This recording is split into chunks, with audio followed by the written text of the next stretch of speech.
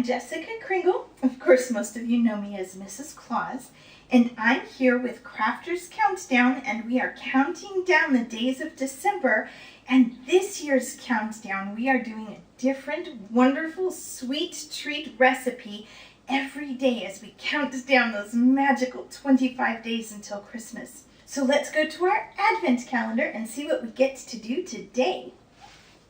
Today is December 4th, and today's recipe is, it's my Aunt Elaine's Mincemeat Nut Cakes. Oh, I can't wait. All right, let me get the ingredients out on the card and wash my hands, of course. Now, if you would like to get the full recipe, you can go to www.crafterscountdown.com and you'll find the recipes there under the Christmas countdown for this year. All right, I'll see you in just a few minutes.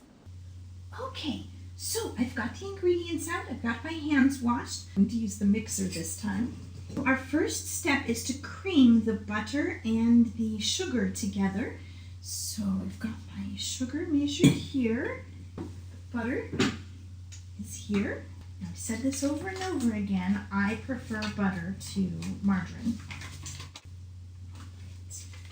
And I make sure that the butter is room temperature so that it isn't too hard. You know, it's not melty, but it's not too hard. Put this in here, give that a twist.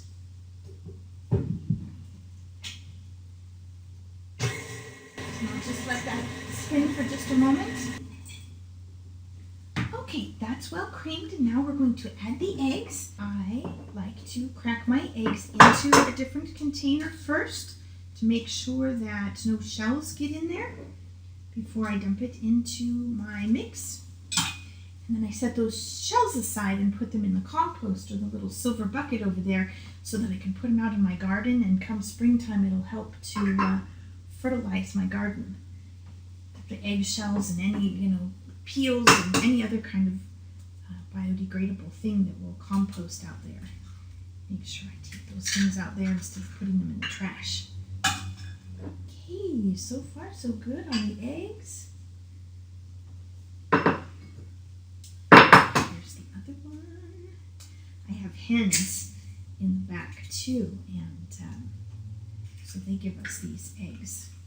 Part of their gift to us, and we take very good care of the girls. All right. And then I will let this mix. It says mix well, so mix thoroughly. All right, now it says to add dry ingredients. So I've pre-measured the flour and have that here. And there's the soda, baking soda. I'll add that in there. And then just kind of stir that up a little bit so that it's mixed. So we're going to add this to the mixer. We're going to put a little bit of the dry ingredients and then a little bit of the condensed milk and alternate those back and forth.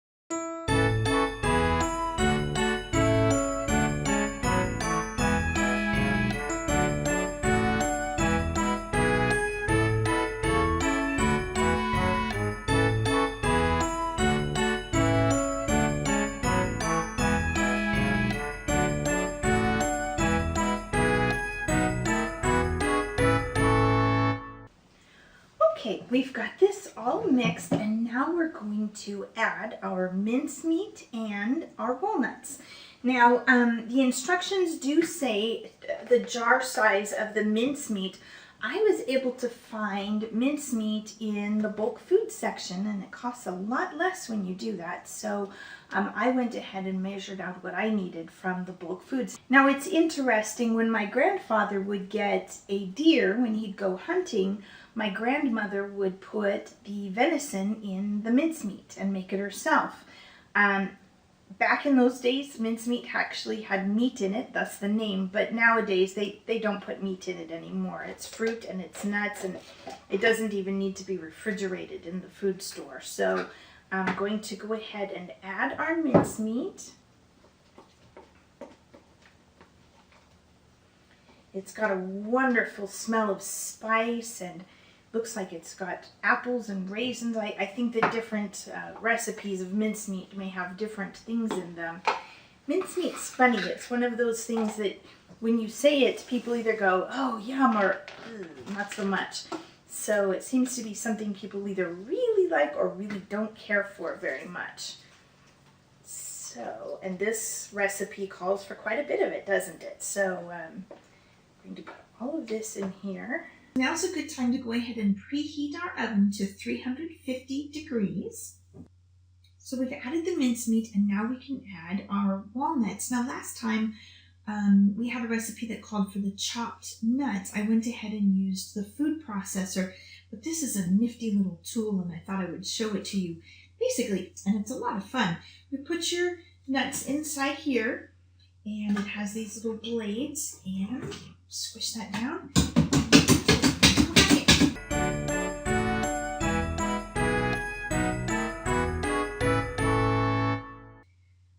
Thing about this is that it doesn't quite pulverize them as much as the food processor, so you don't end up with as much powder in there, because the food processor can really powder those a lot. Okay, and the little bottom comes off, so you can pour them in there. And then you go ahead and get the nuts that are stuck inside the blades. You don't want to use your finger with this because it's very sharp. And if you are a little, you need to be asking for help from your adult figure. Right. We've got all of that put together, and the rest of them I already had chopped, so we were ready to go. Right, and there we have everything in this large bowl. I'm going to go ahead and mix this together. It smells really good. The spices and the mincemeat smell lovely. If you like it, I suppose. A lot of people don't, like I said.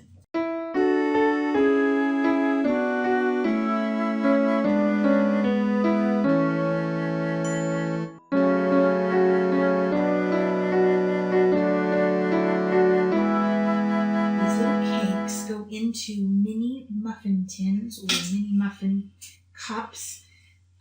And so I'm just putting just a little teeny bit of shortening on these so that they're oiled, just to be sure that they don't stick.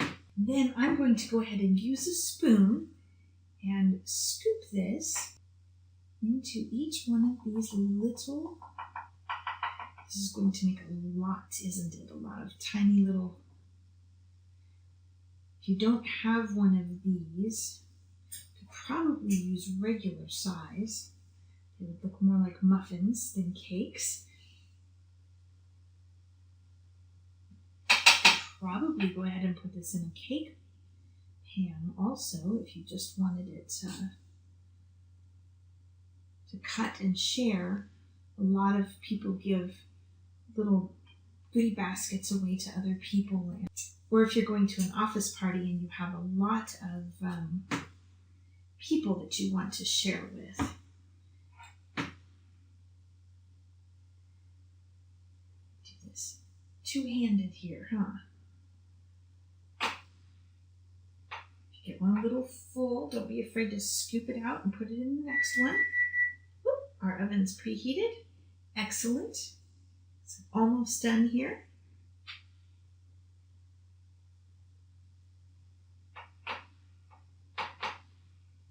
Alright, these need to cook for around 20 minutes. I'm going to go ahead and put them in the oven and set the timer.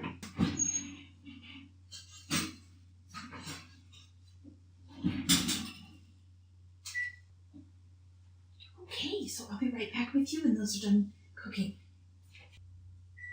Oh, there's our timer.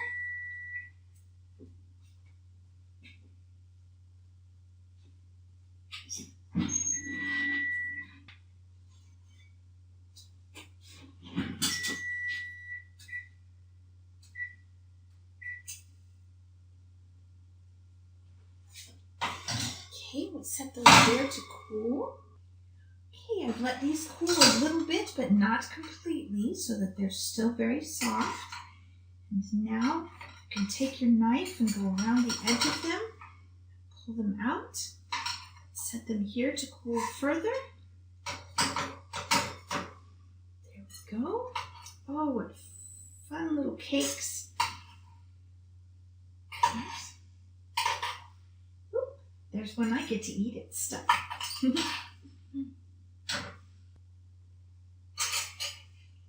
Okay, well, there we go. I have plenty of this left, and so I'm going to just keep on baking them. You go ahead and bake yours too. I will see you tomorrow when we see what we're going to do for December 5th on our Christmas countdown. Thank you so much for joining me. Bye-bye.